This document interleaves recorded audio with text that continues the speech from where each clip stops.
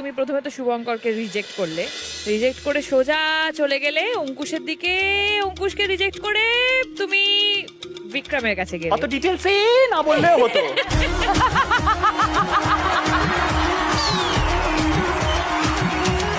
তো মানে ওর কাছে গেলে কেন? প্রথম কথা অঙ্কুশ দাকে আমি অঙ্কুশ দা তো সবাইকেই পছন্দ করে, হ্যাঁ কিন্তু বিক্রম দার হাসিটা ভীষণ সুন্দর।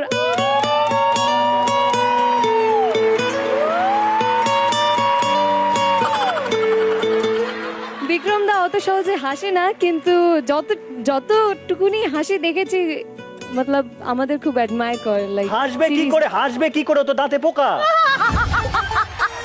ও কোথা থেকে হাসবে? তুই ওর জালে পা দিস না, হাসে দেখবি।